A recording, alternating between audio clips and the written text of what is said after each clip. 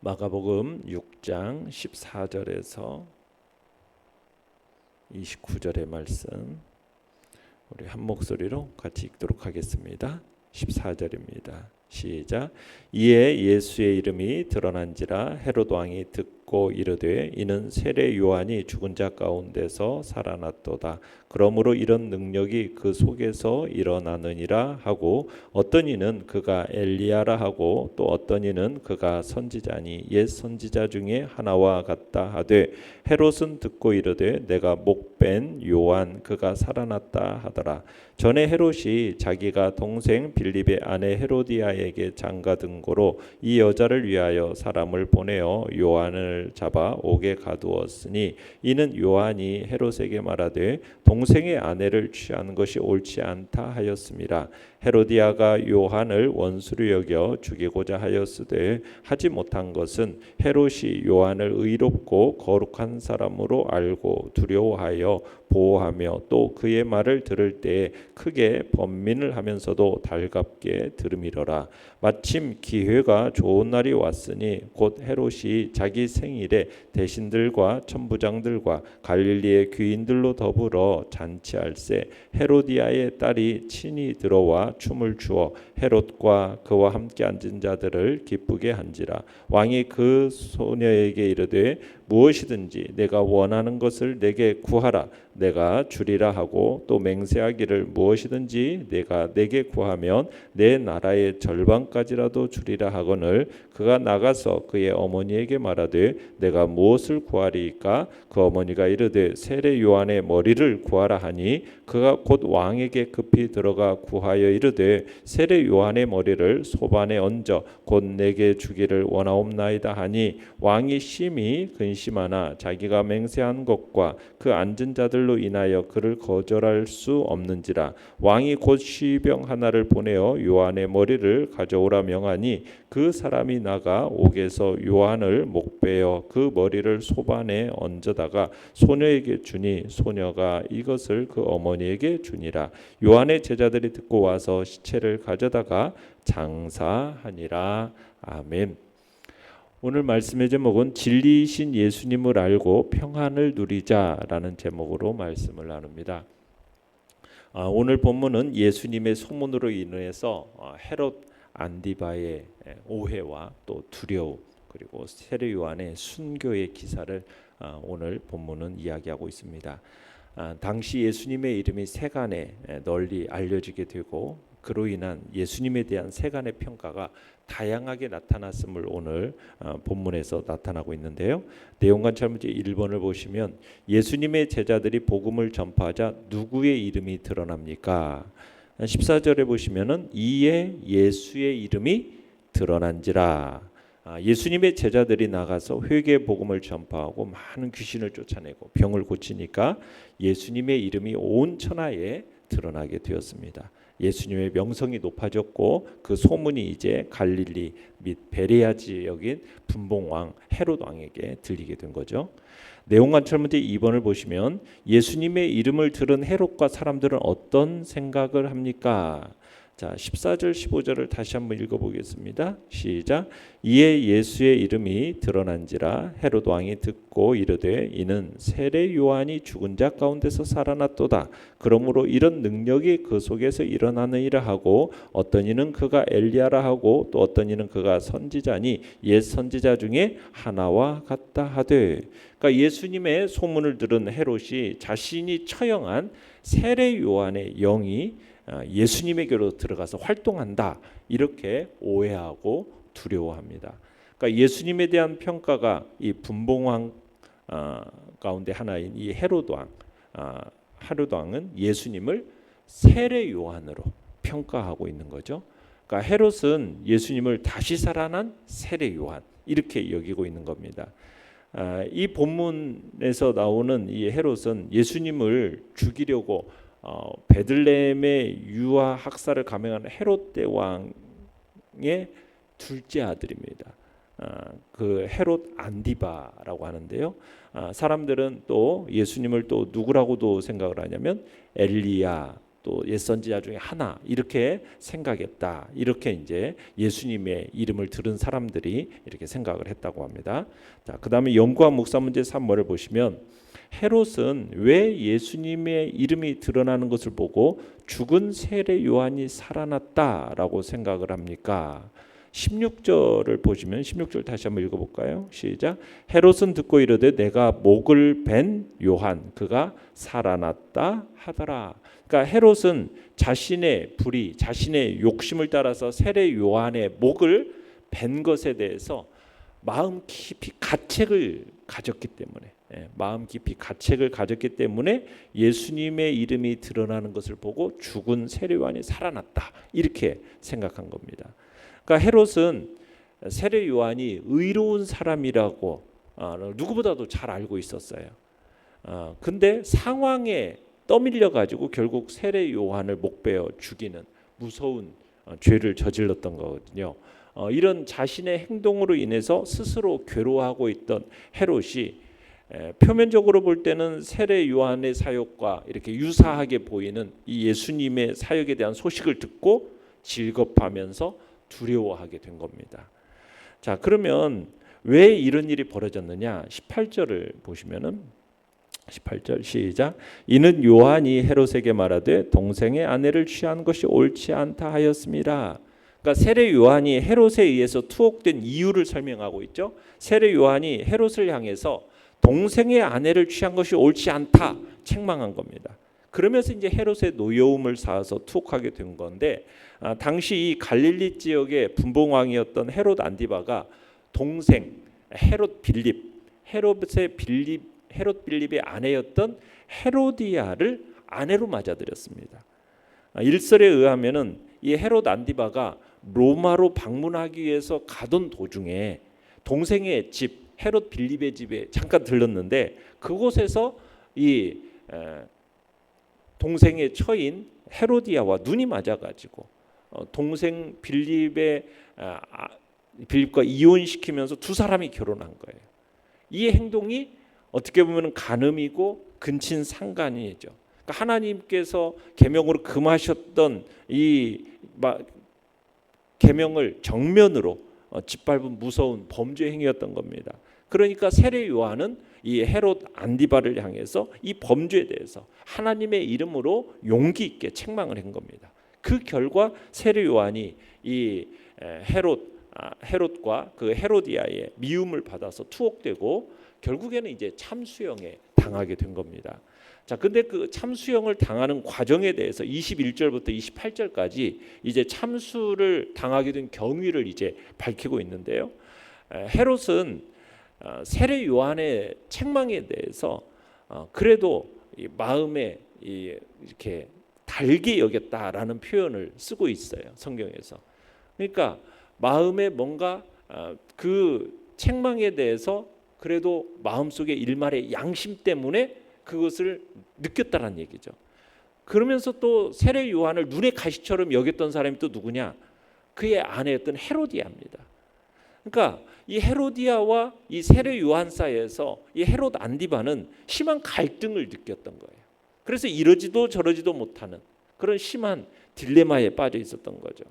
그러다 마침내 이제 사악한 이 헤로디아의 음모를 이제 결국에는 따르게 됐는데, 헤롯이 우유부단했던 거죠. 그러니까 자신의 뜻을 이루지 못했던 헤로디아에게 이제 결국 이 헤롯의 생일 잔치를 이용해서 결국 세례 요한을 죽이는 그런 이제 결단을 내리게 만드는 그런 결정적인 계기가 됩니다.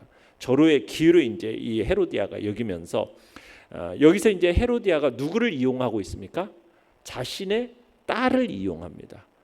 이 딸의 이름은 살로메인데 전 남편 헤롯 빌립과의 사이에서 태어난 아이예요. 딸입니다. 그런데 이제 살로메가 결국에는 이 헤로디아의 부름에 의해서 헤롯의 잔치석상에서 이제 춤을 추게 되죠. 공주가 잔치 자리에서 춤을 춘다라는 것은 특이한 일이었는데 이게 이제 결국 엄마인 헤로디아의 조종에 의해서 결국 살로메 그 이제 결국 살로메가 결국 그 모든 사람들이 모인 앞에서 좀 춤을 추게 되는 겁니다. 그러면서 이제 자신의 생일 잔치에 참석한 그 귀인들을 기쁘게 한 이 살로메를 향해서 헤롯이 이제 뭔가 선물을 주고자 하는 거죠. 살로메가 원하는 게 뭐든지 내가 주겠다라고 이제 약속을 하고 그러면서 이제 맹세까지 하는 거죠. 어떻게 보면은 자신이 낳은 직접적인 딸은 아니에요.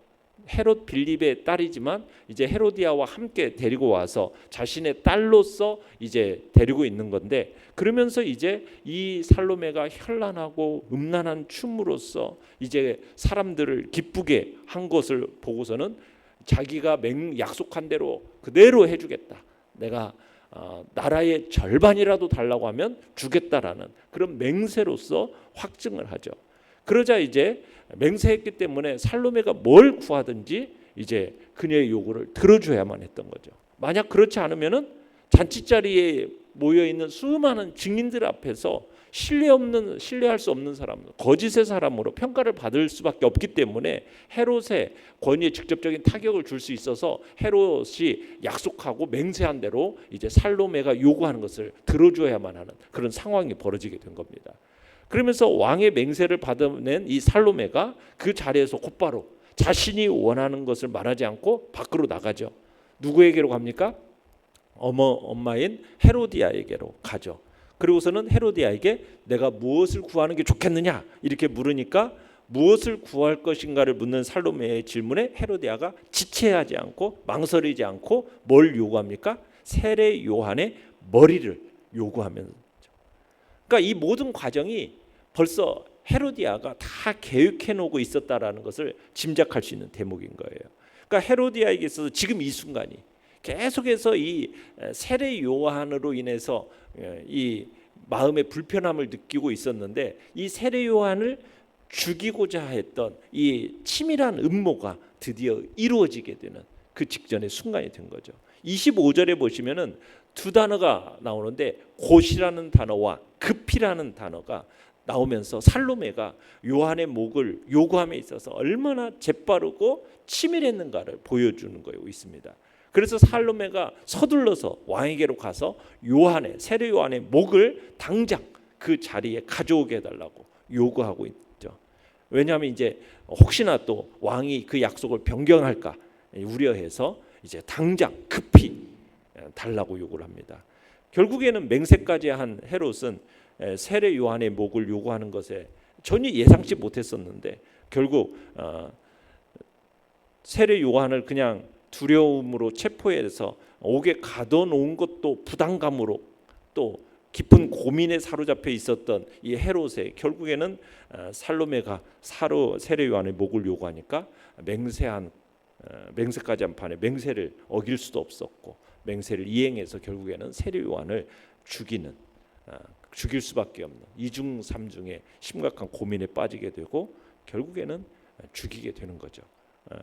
어떻게 보면은 헤롯에게 있었던 자그마한 그 얼마 남지 않은 그 자그마한 양심에서 비롯한 고민, 그 고민이 세례 요한을 끝까지 보호해주지 못하게 됐고 결국에는 주변에 있었던 사람들의 이목으로 인해서 그냥 한순간에 그 양심도 사라지고 결국 세례 요한을 헤로디아의 뜻대로 모기에 잘라서 소반에 담아서 살로메의 손에 건네주는 그런 일이 벌어지게 된 거죠. 결국에는 이제 헤로디아에게 이제 바쳐지게 되고 목이 세례 요한 헤로디아의 소원이 마침내 이루어지게 된 겁니다. 그리고 이제 요한의 제자들이 마지막 29절에 보시면 요한의 제자들이 듣고 와서 이제 목이 잘린 그냥 시체 잘려나간 그 몸뚱아리만 가지고 가서 장사를 지내게 됩니다. 참으로 예수님의 선구자였고 최후의 선지자인 세례 요한, 어떻게 보면 30여 년 남짓한 짧은 생애를 이렇게 마감하고 역사의 뒤안길로 사라지게 되었음을 이제 오늘 본문에서 얘기를 하고 있는 겁니다. 느낀 점 4번을 보시면 세례 요한을 죽인 죄책감과 두려움에 사로잡혀 진리이신 예수님을 옳게 분별하지 못하는 헤롯의 모습에서 무엇을 느낍니까? 자, 마음속에 자리 잡은 이 상처, 분노, 죄책감, 두려움, 이것은 결국 예수님을 예수님으로 인정하고 또 진리 앞으로 나가는 데 있어서 큰 장애물이 된다라는 것을 우리로 하여금 느끼게 됩니다. 그러니까 죄악이라는 것이, 그 죄악으로 말미암은 죄책감은 결국 범죄한 인간은 두려움, 공포에 떨게 만드는 그런 무서운 힘을 가지고 있을 뿐만 아니라 진리 앞으로 나아가지 못하도록 만드는 것이 바로 죄책감이고 바로 두려움이라는 것을 보게 됩니다. 그러니까 죄악이라는 것은 일시적으로는 사람에게 순간적인 쾌락을 줄 수는 있습니다. 그렇지만 범죄한 이후에는 끊임없는 두려움에 사로잡히게 되어 있는 거예요. 사람과 하나님 앞에서 얼굴을 들지 못하게 만드는 그런 파괴력을 가진 것이 바로 죄악이고 그로 인한 죄책감인 거죠. 그러니까 어떻게 보면은 헤롯이라는 인물의 마음속에 이 죄악이 그로 하여금 죄책감과 두려움으로 결국에는 진리 앞으로 나아가지 못하도록 막는 장애물의 역할을 한다라는 것을 볼 수 있는 거죠. 그러니까 오늘날 우리에게 있어서도 마찬가지죠. 성도이고 교회에도 담대하게 복음을 외치지 못하는 이유 중에 하나는 바로 힘을 잃는 이유는 바로 죄악, 그로 인한 죄책감, 두려움이라는 겁니다. 우리가 정말 세상 가운데 담대하게 진리를 선포하고 영적인 전쟁에서 승리하기 위해서는 먼저 이런 죄악을 우리 가운데서 몰아내야 되고 죄의 유혹에 빠지지 않도록 끊임없이 깨어서 기도하는 자리에 있어야 된다라는 것을 우리는 보게 됩니다. 잠언에서는 이런 말씀이 있어요. 악인은 쫓아오는 자가 없어도 도망하지만 의인은 사자같이 담대하다. 우리가 정말 말씀과 기도로서 우리 자신을 정결하게 하고 의를 행하면서 나아갈 때 당당함으로 세상을 향하여 주님을 선포할 수 있는 복된 자리에 진리 앞에 이를 수 있게 된다라는 것을 우리가 보게 되는 겁니다. 그래서 우리는 예수님을 인격적으로 만나고 우리의 마음속에 있는 상처, 분노, 죄책감, 두려움, 이 모든 것들을 다 몰아내고 주님이 주시는 평안과 자유함을 누리는 그런 복된 자리에 우리가 있어야겠다라는 그런 결단이 우리 안에 있기를 간절히 바랍니다. 결단과 적용 5번입니다. 내가 예수님을 인격적으로 만나 상처와 분노, 죄책감과 두려움에서 벗어나 평안과 자유를 누린 적은 언제입니까? 내 마음을 다해 예수님을 온전히 알아가기 위해 무엇을 실천하겠습니까? 우리가 주님 앞에서 우리 안에 있는 죄악과 허물에 대해서는 철저하게 회개함으로 깨끗하고 정결함으로 주님 앞에 나아가서 주님이 주시는 그 참된 자유와 진리를 경험하는 복된 자리에 우리가 있겠다. 이 시간 결단하며 나가시길 바랍니다. 오늘의 기도 같이 읽겠습니다. 시작. 참된 진리이신 예수 그리스도를 인정하고 진정한 안식과 평안을 누리는 복된 삶을 살게 하소서. 아멘.